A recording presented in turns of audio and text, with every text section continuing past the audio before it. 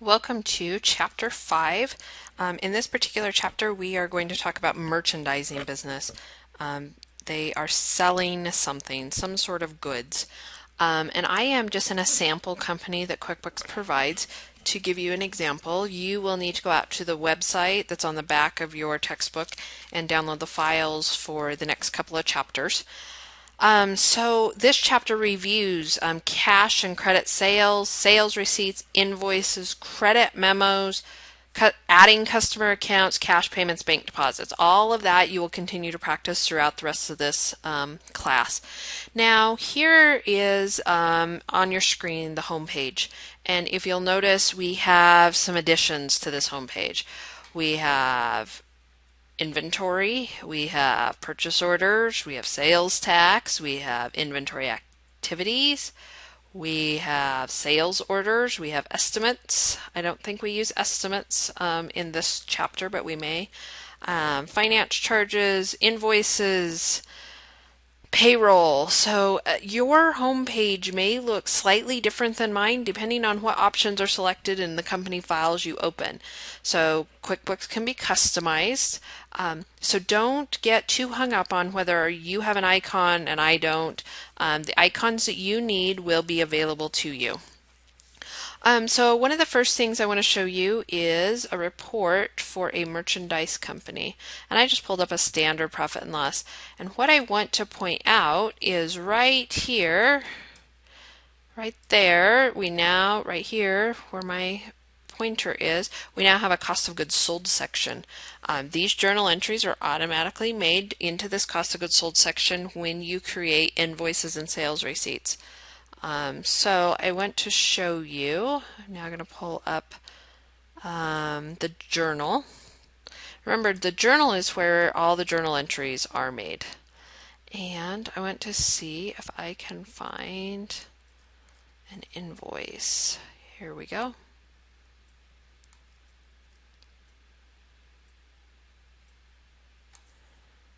I'm going to make this slightly bigger. And right here, this $440, this one was automatically made out of inventory into cost of goods sold. So we credit inventory to reduce it. We debit cost of goods sold because it's an expense, and to increase an expense we debit it. So all of these cost of goods sold accounts are automatically entered when you enter the invoice. So one of the very important things is when you're receiving inventory to make sure you have the correct quantities and the correct price, because that'll affect these cost of goods sold journal entries. And then I'm going to pull up a balance sheet, and it now has inventory assets right here, $30,683.38.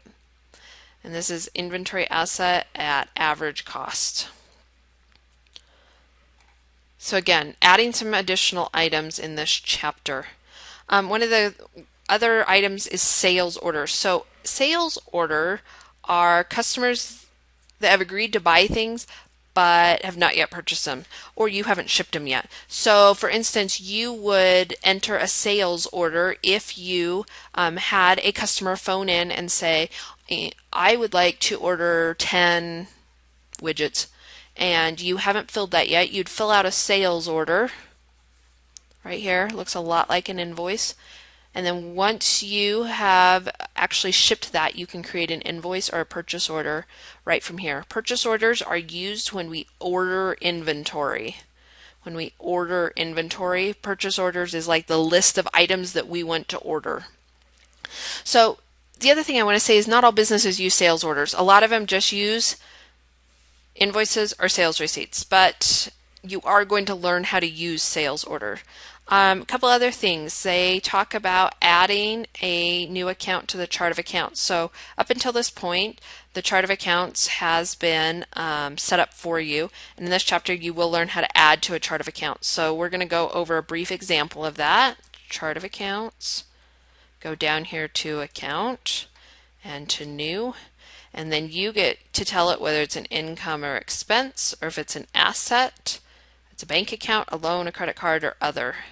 If it's accounts receivable, accounts payable, so it's very important for you to think through, okay, what type of account it is. This will affect what financial statement is reported on. If it's an income or expense, like those right up here, it's going to go on your income statement or profit and loss, and all these others are going to go on your balance sheet, except cost of goods sold, and cost of goods sold goes on our income statement.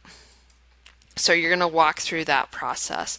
The other thing you're going to learn how to do is you're going to learn how to add an item. So we have a lot of items in this particular. We have everything from doorknobs to wooden doors to lumber. So here we have a lot of items. So if you will turn in your textbooks to page 311. It starts talking about adding a new item to the list. And I'm going to go ahead and walk through that process. Item, new, and it is going to be service. It is going to be part of income. And again, your screens are going to be slightly different. They're going to have slightly different names, but I don't want you to get caught up on the names. I want you to learn the process of QuickBooks.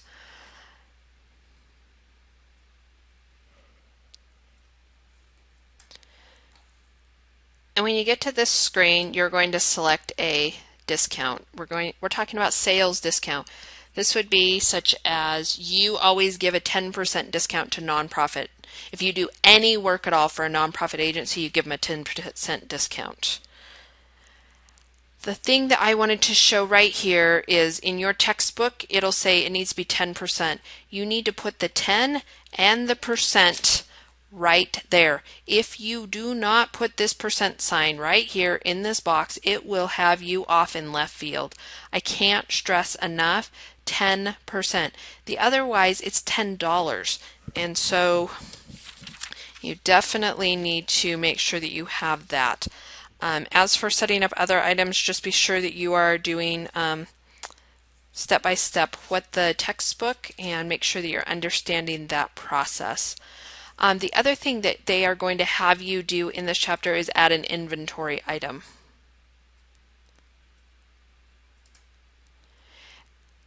And here, be sure you're reading through and making sure all these boxes are filled out correctly, including like the reorder point, on hand, how much do you have right now. These are all very, very, very important to this chapter. A lot of this chapter is very detail oriented of what goes in what box, and this is something that you're just going to have to practice, and you'll get lots of practice over the next couple of chapters. And so you definitely, again, be sure you know that you're following along, you're filling in every single box. So for example, it wants to know the preferred vendor. Where do you usually order it? If you are out of, let's say I want socks, what is your preferred vendor? Do you always order it from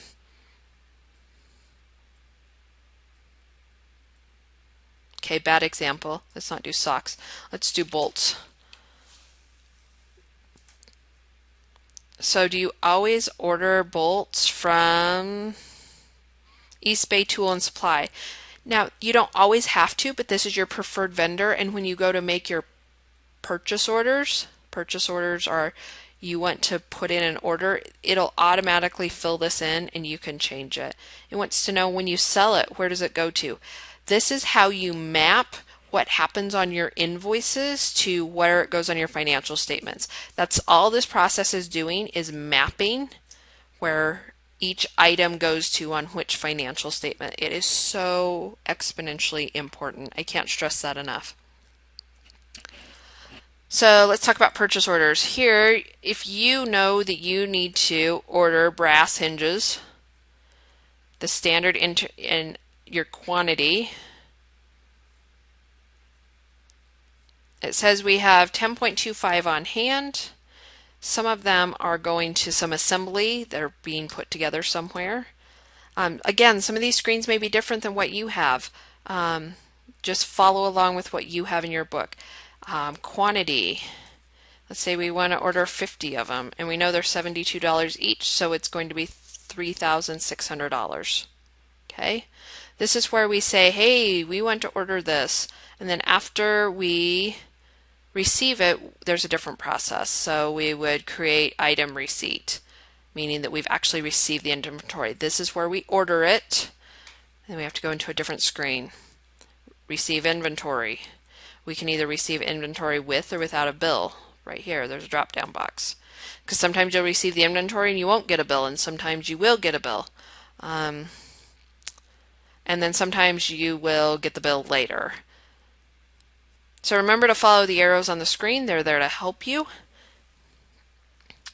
And the last thing that this chapter talks about is sales discounts.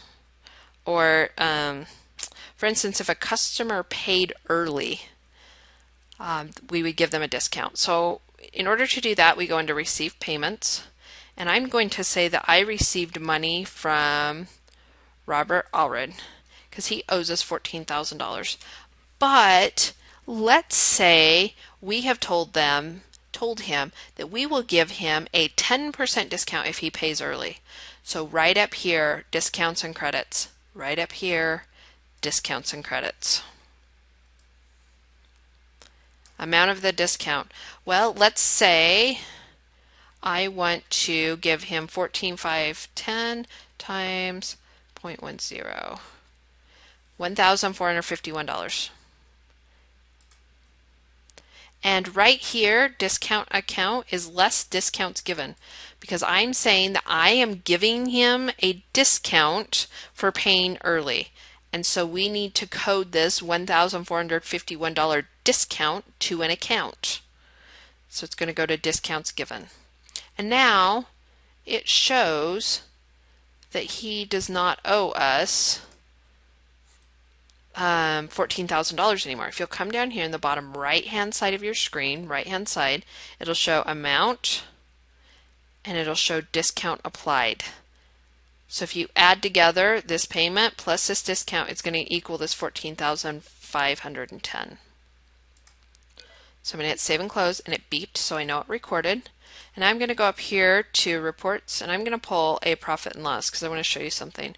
Right here, I just gave a $1,451 discount, and it showed up right here. And it shows up in the income portion of your profit and loss, and it shows up as a negative number. This is one of the only places that you should have a negative number on your profit and loss. The other place that you may have a negative number is down here, net income.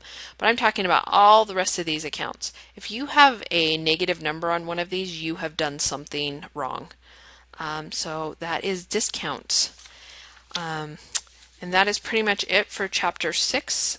Good luck, and please feel free to email me if you are in need of any assistance. Thank you so much.